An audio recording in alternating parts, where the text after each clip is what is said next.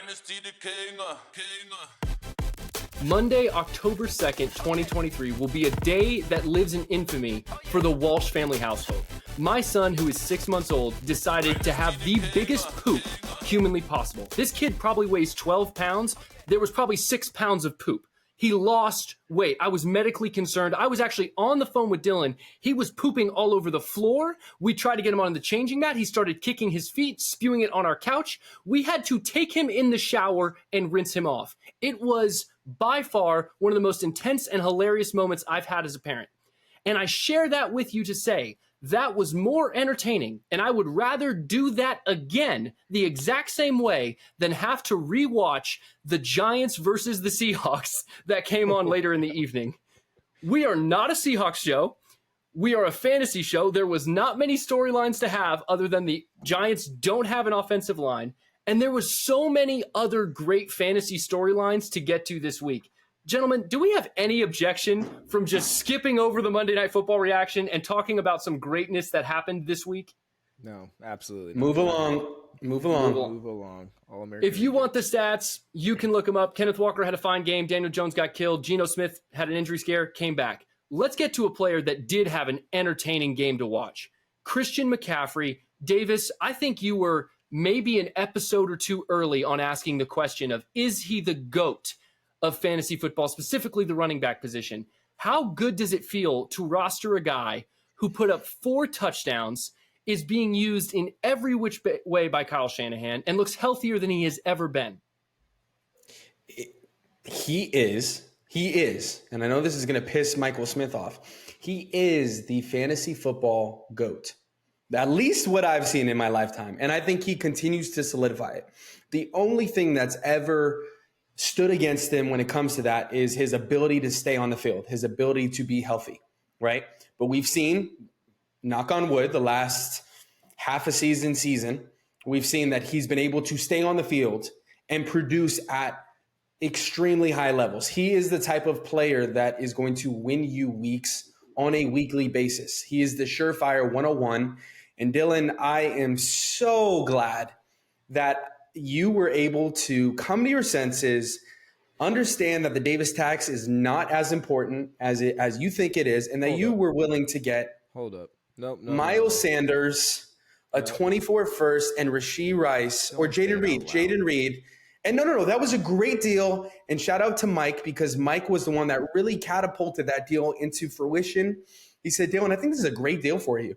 And now I'm looking like an absolute freaking genius, and my team is unstoppable because I have the fantasy football GOAT. So, Dylan, thank you for contributing to the fund that is overachievers. Will never back down from the Davis tax ever again, and I will never listen to Michael Smith again. I will not let him sweet talk me into a good deal, quote unquote, with Davis Noemi. There's no chance.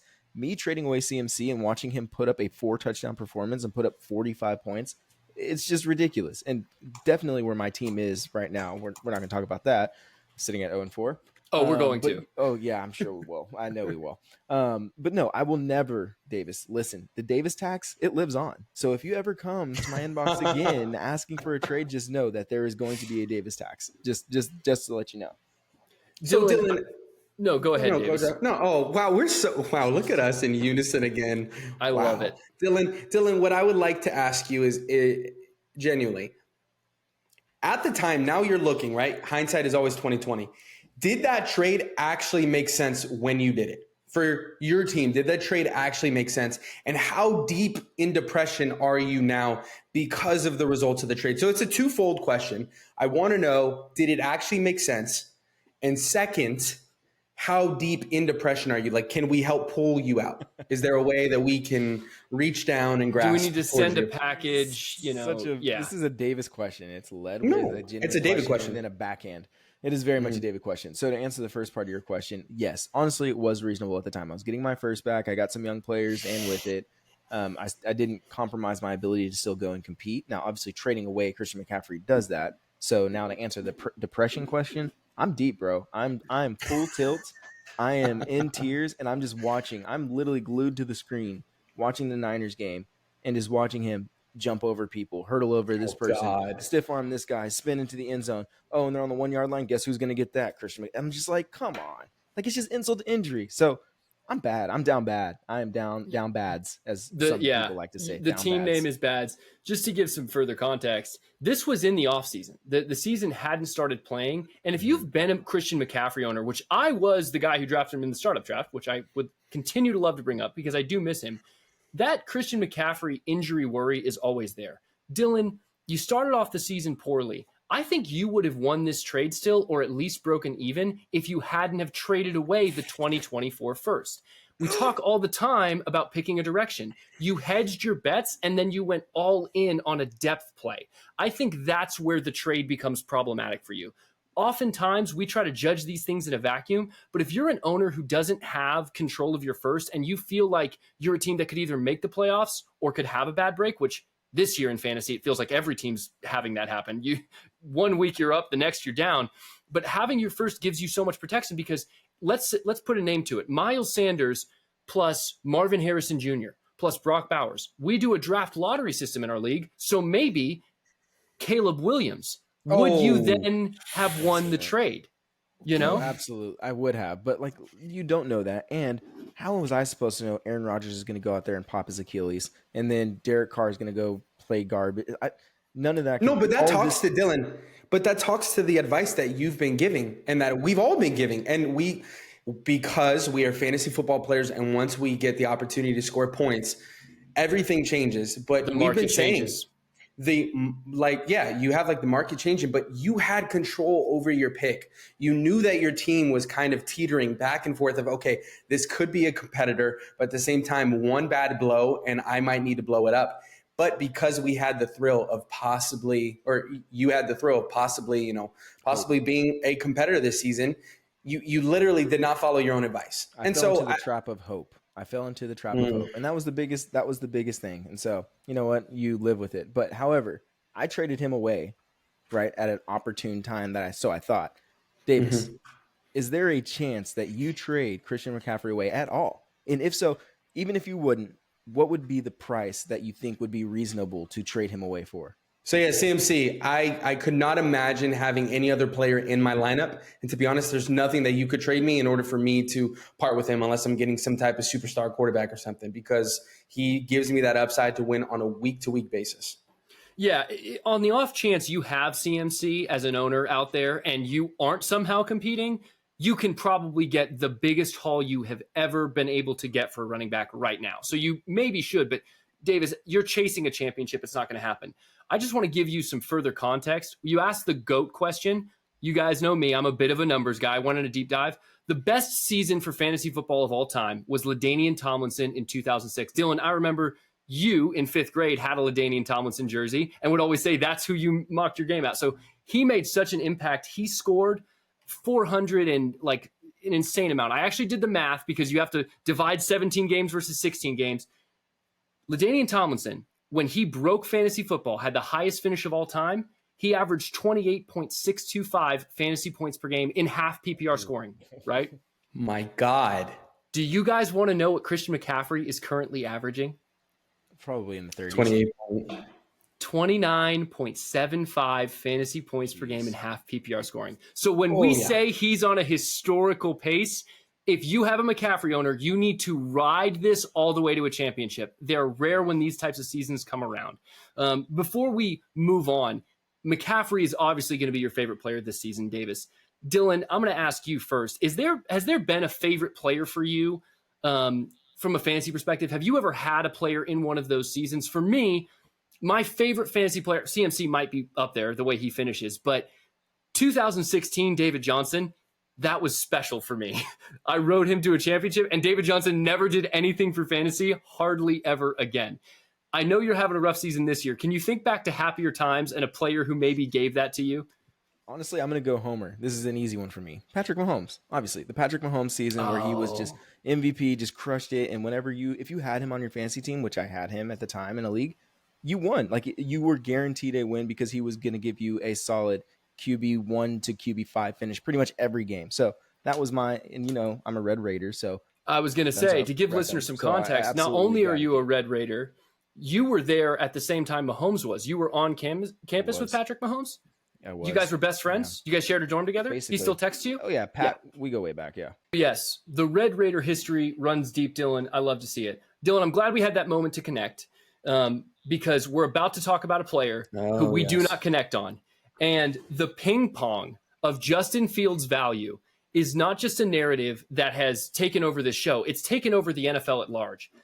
The guy needed to respond, and this week against Denver, he had a fantasy day. Unfortunately, the Bears didn't get the win. I feel fantastic about Justin Fields' performance, other than the Bears somehow falling apart and not winning. Dylan, I want you to keep the ball. How good should I feel about Justin Fields? Are you still out after seeing how he could pass? And by the way, a record number of passing yards, a record number of passing touchdowns, and a record number of completions. Was this enough to change your opinion just a little bit on Justin Fields?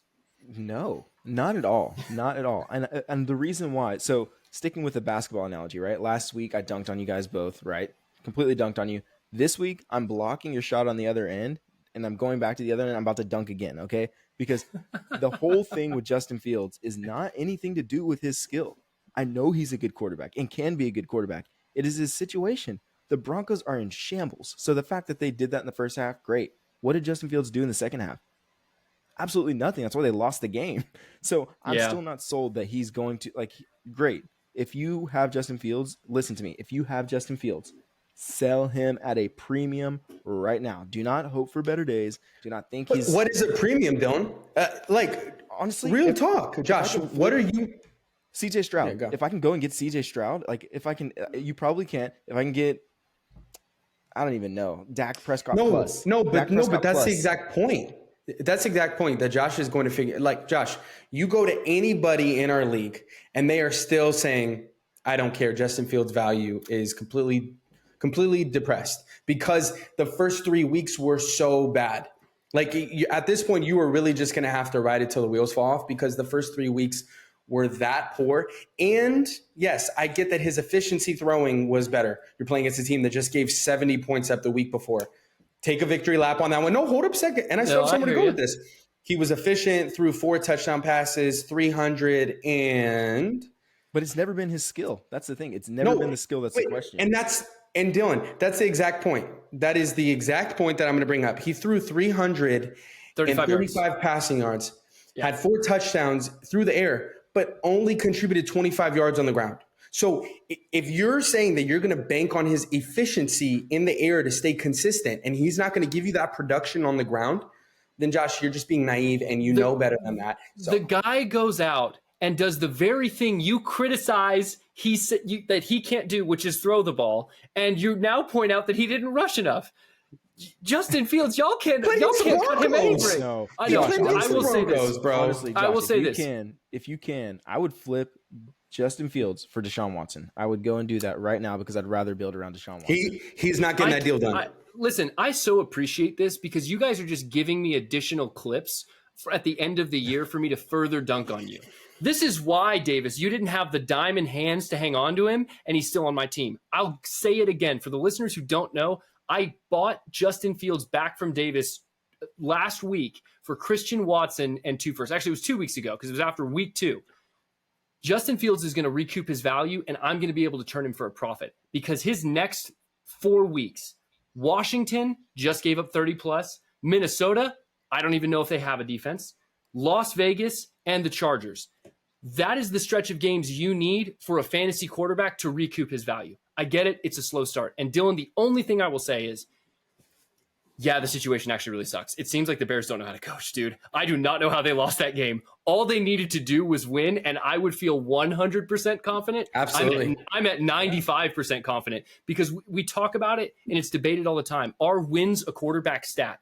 I believe that they are. That's why guys like Daniel Jones, who looked atrocious tonight, get long-term contracts, because if a team can win around them, a franchise can say, okay, they're going to fill seats and we can build. I might be hoping for Justin Fields to change teams at the end of the season. At least I know that on the field, he showed what he hadn't yet, which was his ability to air the ball out in a system that catered to him. We are going to take a quick break, and we are going to go through some additional quarterbacks that we've been high or maybe a little too low on when we return. So, Dylan, please pontificate further. And you've already mentioned dunking. You may dunk a little bit on why you think Rich, I already know your answer, is probably the top 3 of all of these rookie quarterbacks.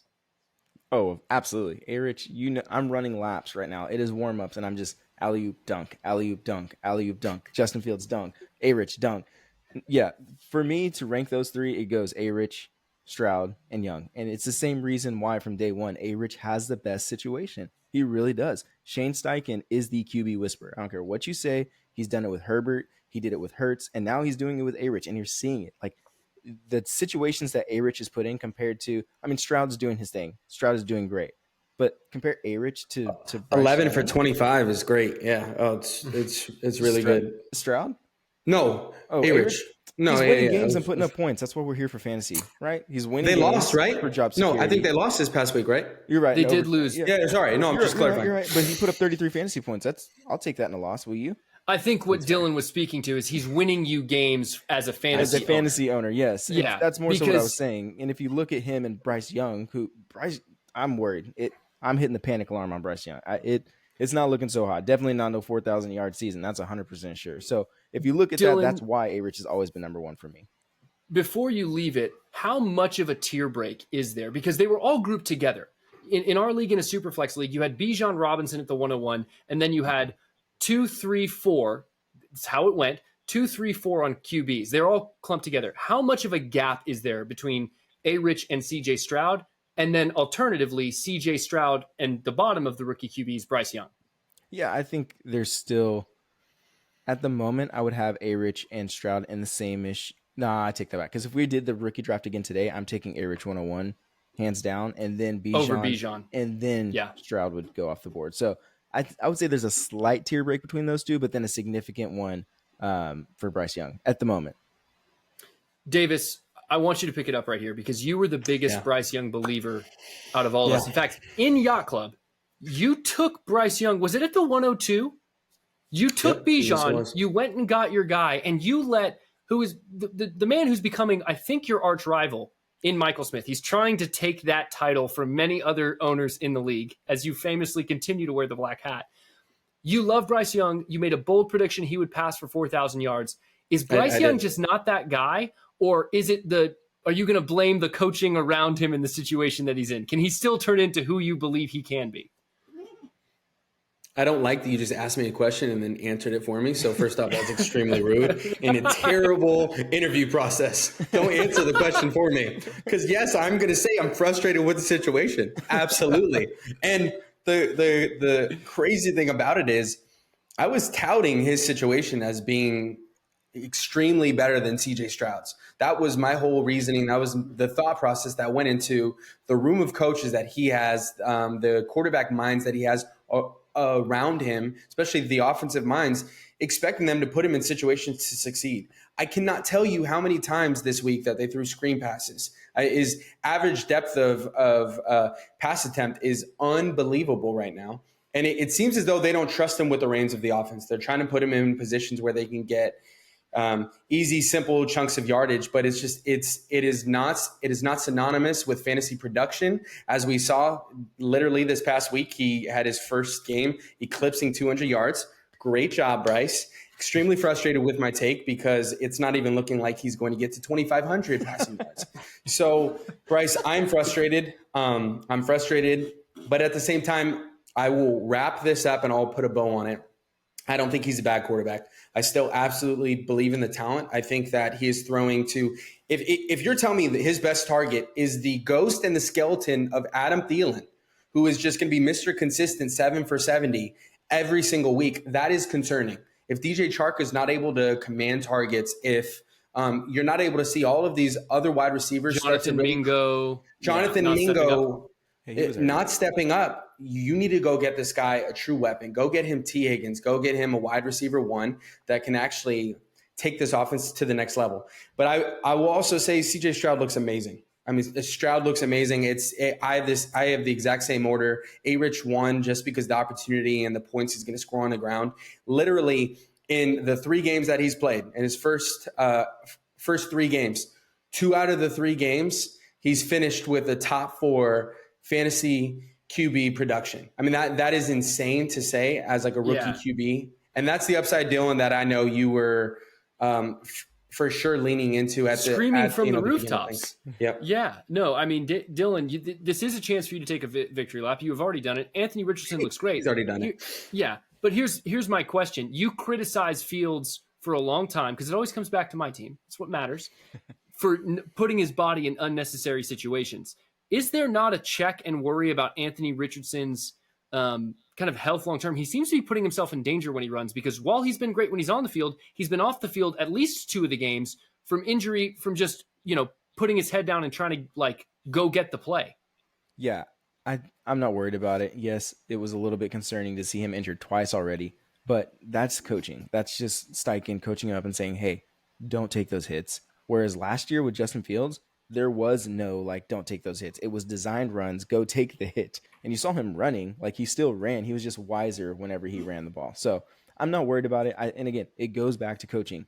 To have a guy in your ear coaching you up and you listening to his coaching, completely different than a coach that's going to throw you out there and say, go win the game for us, however you think you should do so. Yeah. I mean, speaking of coaches, DeMeco Ryans as the head coach of the Texans, talking about CJ Stroud, very impressive because I did not think that the Houston Texans were going to win 3 games total on the year. They've just had 2 impressive victories over the Steelers and the Jags, and they've done it because the thing I love watching about CJ Stroud is they are already trusting him with the offense. They are letting him just chuck it up. They're letting him take chances and take shots downfield. Dylan, you have a piece of that offense in Nico Collins. Well done. He had another great game. CJ Stroud is doing it from the pocket, and he's doing it in a way you don't see rookie quarterbacks normally do. He reminds me a lot of Joe Burrow and Justin Herbert, where it was weird to see how advanced they were with their reads this young as a rookie. Davis, I want to ask you as the value king, CJ Stroud, what would you like? Not in picks, but let's take a Bryce Young. We talked about this here earlier. What would you have to add to a Bryce Young to convince the CJ Stroud owner, specifically Mike, that is, for him to take Bryce Young plus? How big is that difference? I mean, I wouldn't agree with it. And if I had Bryce Young and I need to get up to CJ Stroud, I'd rather just hold and wait for Bryce Young to actually fully mature into the QB I believe him to be. But since you're asking me a question, I'd say it's a first round pick difference. I'd say, I mean, you're not going to upgrade from Bryce Young, who's struggling to throw over 200 yards. We've only seen 4 games, but still, CJ Stroud is airing it out. He's only the second quarterback that we've seen throw for 1,200 yards in his first 4 games, joining Cam Newton. So to me, that's where I'm like, okay, he's airing the ball out. They are trusting him to do that. So, I mean, to try and ask for that price of Bryce plus a first, that is justified, but I'm not necessarily looking to do that. Thankfully, I don't have Bryce Young anymore. I don't have to worry about that because I have Jalen Hurts. So that's fine. Fair enough. Speaking of quarterbacks that essentially whose value has changed, Zach Wilson 2 years ago, he was the 102 in Yacht Club, I believe. And so one of the biggest bust picks in our Dynasty League's history. The Jets certainly are already feeling the same way. But on Sunday Night Football, Zach Wilson showed up, ? Because he had a pretty impressive performance. I want to know from you, at least from a fantasy perspective, he showed some signs of life. And more importantly, Garret Wilson, Davis, who you have, was hyper-targeted. He didn't get in the end zone, but he still was able to produce. Were you encouraged by what you saw from Zach Wilson? Is this a progression that's going to kind of trickle down and help the other fantasy options in New York, or was this a flash in the pan? I'm excited because they play against Denver's defense next week. So let's put the wheels up for the Jets offense next week. That is true. The wheels up. To look like Tom Brady out there. Oh, he's going to look like Tom Brady. And then after that, I am absolutely selling for the highest value that I can get.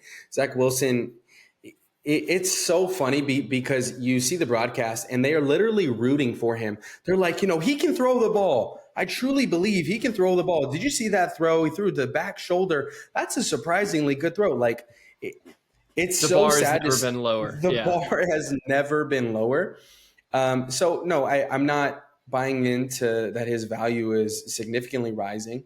I may have sent like a low ball offer of a 3rd round for him, but I mean, that's not going to get a starting quarterback in the league currently. And I get that, but Garret Wilson, talk about the important things and the player that I actually care about on that team.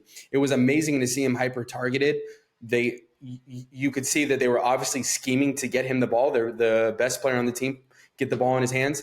But at the same time, yard per target is 4.29 yards per target. And yeah, he's getting 14 targets, but that's only resulting in 60 yards. So I'm not buying into he's going to be a superstar wide receiver this year. I'm still holding on to hope and not trading him away low, even though everybody keeps trying to scour him from me and get him for the lowest price possible, just because he does not have the upside with like Zach Wilson. So encouraged by targets, not hopeful for the ceiling. Yeah, they've got to be downfield targets for them to really make a difference. Dylan, on Garret Wilson, we talked a lot about him in the offseason. He was entering that tier of Justin Jefferson and Jamar Chase. Davis has had some major hits throughout his roster. No doubt this season in terms of value, no doubt you can relate. When you're chasing a championship, it's going to happen.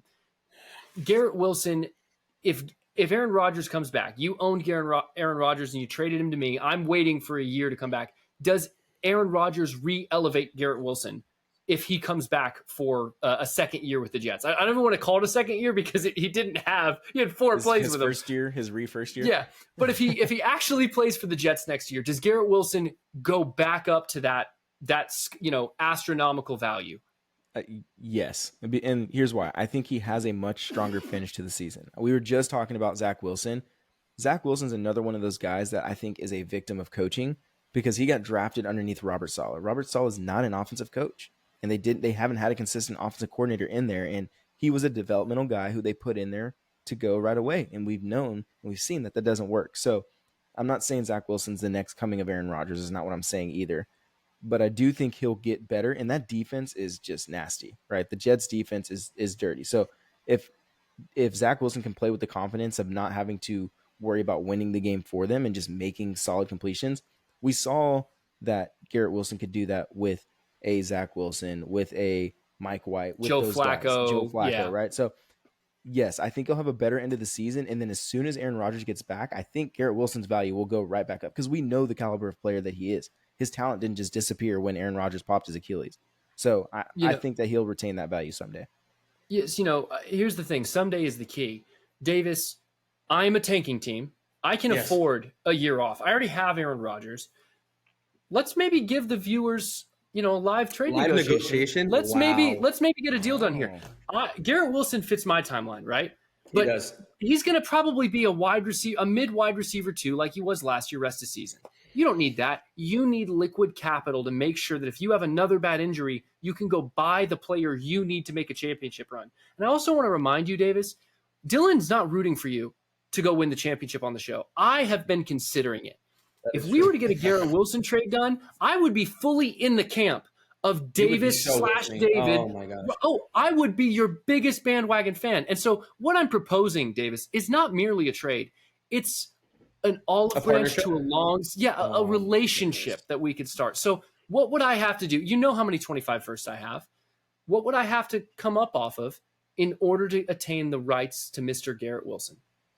And I love the way that you just asked that because this is a great tip for those that are in any trade negotiation. If somebody comes to you for a player and they ask, what is the price? You say, make an offer. Don't name a price because you could be selling yourself low. And then if somebody, if I were to say to somebody, or say that Josh asked me that, a first and a second, done, deal. If I were to say to him, too late first, done, deal. But no, I want to see what is the market that you value Garret Wilson at, and then we'll then go from there.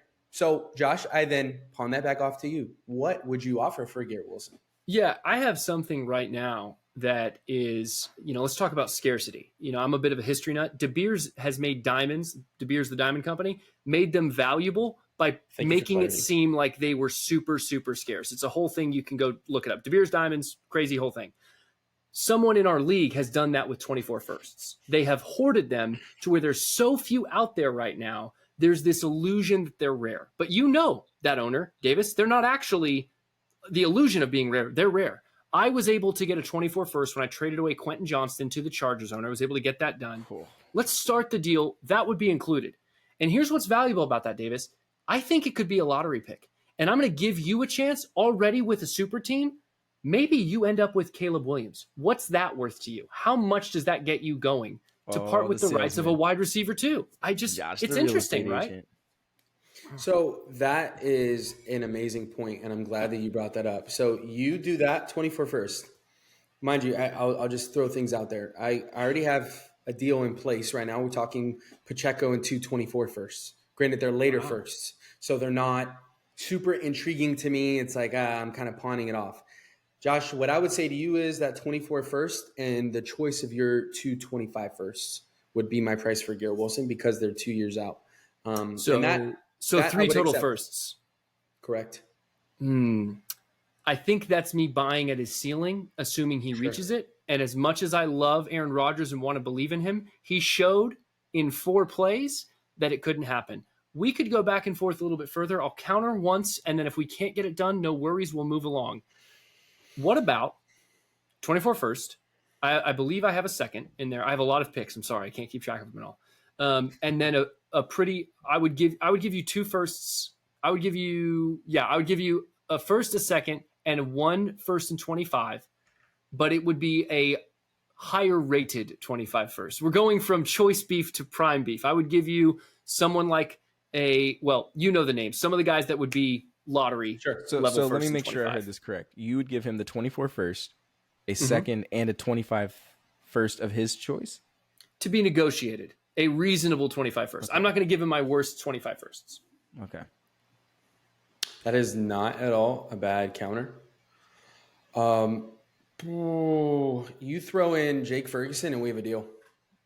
Jake Ferguson's a little too much. I feel like I'm paying for a superstar that isn't a superstar right now. Okay, well, I think it's a good offer. Ladies and gentlemen, you just saw a deal fall through the cracks over Jake Ferguson. Flew by. Coming to you live. I need a tight end. Jake Ferguson. Wow. Nah, you got to make money in the margins, and I'm sure we'd still have to negotiate the 25 first. So you know the Dallas tight ends are disposable. There's like 4 of them. Listen, I don't want to spend too much time on Blake Jake Jarwin still there? No, Blake Jarwin never did what Jake Ferguson is doing for an extended period of time. No, to be honest, I have reservations about 2 firsts and a second for a wide receiver that doesn't have a long-term quarterback in play. So I already feel like I'm stretching it to try to make it happen. That's why even adding anything more it's going to fall through anyway. Listen, we tried, we failed. There will be other olive branches we can extend, and I reserve the right to still root against you, and that is almost just as important. We are going to go below deck even further when we come back. Welcome back. Already in this show, Davis and I having a live negotiation discussing a wide receiver's value. Guys, I'm beginning to wonder, we've talked about it before. Mike has been cross-examined. He's been investigated for maybe having a little bit of too much NFL inside knowledge because he always seems a day early on making player trades. Mike made our show doc. I think he might be trying to be a shadow producer to help his fantasy team because what he wrote was, check out Below Deck. Davis keeps trying to lowball me for Puka Naccua. Davis, I don't know the offer. I don't know if it's a lowball, but I think, is Mike just trying to get me? Is he using me to help knock you down a peg to get a reasonable price or for Puka Naccua? He's got a more than reasonable price. And I'll say what his lowball offer was. And it's been on the show where I've told you guys, I've offered him a 24 first, correct? And you both were like, he should take that. I said, I agree. He hasn't, and Puka Naccua has continued to blow up and continued to score. What, Josh? Did I say take a 24 first? I don't think I said that. I don't know if I. Dylan, I'm pretty sure that you both. Yeah, I'm pretty sure you both did. You, Josh, yeah, it's okay. Yeah. You said a 25 first. You called him Travis Fulgham.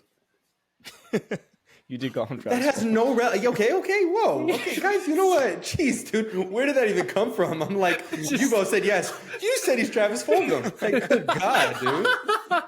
I just want to point out, I've been a little bit more in on the ascension of Puka Naccua, but I will say after week 1, if you had said 24 first, I probably would have said yes. You said 25 first. So, I was like, eh. I didn't say 25, but it's fine. So I said 24 first. He said no to that. I said, okay. Puka could then continue to produce at a high level. So then I send him because we had talked about Cortland Sutton in a different deal.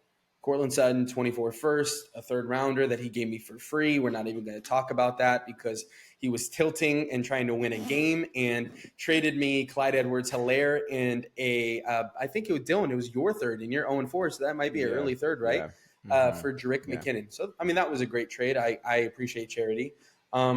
So try to throw that third round in there. So Cortland Sutton, 24 first. No, we're going to rounder. pause. How do you just we're do going that? to pause on How that. Are you just going to backhand thanks for the me and then go back with the same hand and slap Mike? Sorry, guys. How did you? Yeah. I'm sorry. No, I'm no, sorry. Dylan, I want to pass to you because this is a level of gamesmanship. To give I context, haven't even finished the trade. No, wait, but you brought up Jerick McKinnon and Clyde Edwards-Helaire, and I'm not going to let people think that the Yacht Club is a charity league. We'll talk about Puka again. We've had this happen. Mike was in a matchup where he needed, 6-7 points on Sunday Night Football to win it. He had Clyde Edwards-Helaire and a third, but he thought Jerick McKinnon had a better chance at a touchdown. So right before the game, he trades you Clyde and a third for Jerick McKinnon. It was wise on your part, Davis, because who was he playing? One of your biggest competitors and one of the maybe 3 or 4 teams that poses a threat in playoffs for seeding. So I thought it was savvy gamesmanship on both of you. I'm not going to let you say it was charity. Dylan, you agree with me. It was a savvy trade by both sides. Yes, and Davis knew what he was doing. That is the thing. You knew what you were doing. He came to me for the deal. He came to me for the deal. But Don't you knew say what it's you my were fault. doing. Davis, I'm not saying it's your fault, but you knew what you were doing. You were very calculated. You would not have made a move just for charity. There's no way that you would do that. That is a very Davis. I was saying that he was giving charity to me. No, I was saying that it was a free third round pick. I mean that no. is true. But that is true. That was a free. It benefited you. It benefited you in 2 ways. If he wins that matchup, that's good for you. Number one. Number two. I also have that team's pick. Deal. That's why he did the deal. Yeah, because it's a win-win. So there was layers. So let me get back to Puka, please, dear Lord. 24 first, Cortland Sutton, third round pick, fourth round pick. Those picks really don't matter. Mike was like, no chance. I was like, okay, I get it. So then he then comes to me and he's like, you want to know what it's going to take? It's going to take 2 firsts. And I'm like, oh my gosh, like, and so I put the deal in his inbox. It's a 24 and a 25 first. A 24 first and a 25 first, both projected mid to late, but still 2 firsts nonetheless. And he's like, wow, I don't know how I'm going to turn that down. And it sat in his inbox for 2 hours, and he said he's going to sleep on it. So that's where we're at. Dylan, wow. I know how you feel about that. 2 firsts for Puka Naccua. But, I mean, the value is not crazy off because he's wide receiver 12 on KTC, which is just absolutely insane. Wow. That is asinine. Honestly, I would have accepted that trade and gone to sleep like a baby. I would have slept like a baby. 2 firsts, or a 24 first, I'm still taking that for Puka Naccua. Like I said, I believe I said this last week, give me a shot at Keon Coleman. Give me a shot at Xavier Leggett, Xavier Worthy, any of those guys, Malik Neighbors, a shot at those guys over Puka Naccua. And I think Puka Naccua is a good receiver. I'm not saying that he's bad. Cooper Kupp is still on that team, and the long-term outlook of Matthew Stafford on the team, I don't think is a thing. So I don't think – go ahead. Puka Naccua is having literally the best 4-game start a rookie wide receiver can have. Not just statistically, impact on the team. He just caught the game-winning catch over the Colts with Anthony Richardson, whom you love, to seal it for the Rams. It looks like he's going to be a staple on that team for years to come. But Matthew Stafford, that does make it interesting, Dylan, because if you can get 2 firsts off of only a 4-game sample size, no matter what happens, you almost guaranteed to break even on the trade, unless he becomes Justin Jefferson or Jamar Chase. Davis, do you feel that's any at all in the range of outcomes for him? No, I don't see a way that he has a Justin Jefferson, Jamar Chase type of career arc. But I do think that we could see him be, the next Amon-Ra St. Brown. I know we talked about this before. Who was the next Amon-Ra St. Brown this year? We said Christian Watson. It probably was Puka Naccua all along, and we just had no idea. And it's crazy because it's true. And this is what I said to Mike in the trade negotiation. I said, Mike, because the fact that I have to convince him to hit accept for 2 firsts on a guy that he drafted at the 408. He drafted him at the 408 in our rookie draft. It is literally like you dig down into the dirt and you find a mine of gold.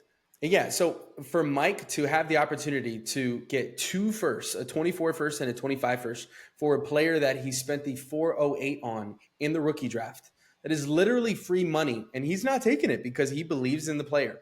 Maybe he'll change his mind tomorrow, but most likely, based on Dylan's reaction, I probably won't do Puka Naccua for 2 first. So sorry, Mike. Dylan just Honestly, screwed that you. was such a generous offer. Yes, like I Thank said, you. a single 20. Honestly, Davis, like bravo, because that's a fair offer. It is asinine that you would not immediately smash accept that, even with the 25 first. Josh, you're telling me that you would think about it as well? No, I'm not saying, I actually agree with you. I think that the price is right if you want to sell him, but he's a rookie wide receiver having a historic run. Mike gets to maybe have his cake and eat it too. He's kind of one of those middle of the road teams because Mike has famously said, like, I'll never tank. I need to also get younger and get my picks back. So I don't think Puka Naccua's value is going to disappear either if he tapers off. But I will say this. If he was trying to sell Puka, you absolutely should take that deal because how much higher can he really go? Maybe another first, and that's him becoming who's gonna pay Jamar. that? Right, no one. And who's going to pay that? So if he's trying to get a 24 and a 25 first and get picks back, he should take that deal because it's a more than fair offer. Like, I agree. You were just saying that you wouldn't do 3 firsts for Garret Wilson. Garret Wilson, correct. And you even said you hesitated on doing a first and a second, right? Or no, sorry, 2 firsts and a second. I am going to admit you're convincing me right now. I am losing an argument because when you brought up Matthew Stafford, I was like, man, that's real. Like, but I trust Sean McVay though. That's the other thing. The system that he's in is really good. And, Baker in limited work when he went to the Rams showed that there was fantasy production. So maybe I trust Sean McVay. Maybe that's where I'm a little bit like, I don't know. Maybe that's my hesitation. You've talked about coaching all the time, right? Yeah. How important it is? Yeah. Who's to say Sean McVay's still there? He was already almost an outer after Stafford was gone and Donald's gone. So I'm just saying there's a lot of ambiguity in the future. And so if I can get 2 first value for a Puka Naccua, absolutely. And I don't know if anyone's saying that. If I can get a first and a second, that 24 first and a second, absolutely. Maybe I might even do it for just a 24 first because I want a shot at next year's receivers over Puka Naccua. Davis, I'll ask this. Is it harder to get a deal done with Mike because of the arch nemesis style? Like, you guys have been battling in the chat a little bit. Like, you got under his skin a few times. Like, you were giving him the full David experience. Do you think he's giving you like an extra dose of the Davis tax? Because I do think the more that Dylan talks about it, most owners in his position, being a younger team, would probably accept that offer. Yeah, and I don't think anyone in our league with the league dynamic is paying 2 first for Puka Naccua. With that being said, I think things have been more difficult for us to do deals because of all the amount of times that he has overpaid to me. So I think he wants to feel the love in return, and I think he wants to feel like I'm overpaying for things, which I get that. You scratch my back, I got to scratch yours. But there's a certain extent that I'm willing to go to. And, dude, I sent him 2 firsts for it, and he has not accepted. So it's not like I've backed out. The man literally denied it. So it's like, what more could you want? Oh, but, wait, he denied it? You didn't return it? He didn't accept it. And he's going to bed. I'm not going to let the deal just sit overnight. I'm so excited. Yeah, I'm so excited on Thursday's episode when we dive back in to find out whether or not this was a fabrication, which is not a lie. Guys, hold up a second. No, I did not say he denied it. I said I offered it. You literally run the tape back. I think you said he denied it. Davis, you said he rejected it. Yeah. Guys, I did not say he rejected it. I did not. The listeners are laughing so hard because they heard. Hold up a second. I said, guys, I said he did not accept it. Let's clarify that. I said he did not accept it. Davis, I have a new idea. I have talked about how a used car salesman has been waiting for you. I was completely wrong. Regardless of how you feel on either political party, no matter where anyone lines up, White House press secretary, you would dominate. Absolutely. I don't recall at this time. You and the media are getting it incorrect. It's not my fault. Oh my! I'm saying that unilaterally. Gracious. I'm excited. I'm excited to check back in on Thursday and find out just how serious this trade got and maybe hear from Mike as to what the negotiations actually look like. Thank you for listening to another episode of the Dynasty Exchange. We will check in with you guys Thursday. Dynasty the King.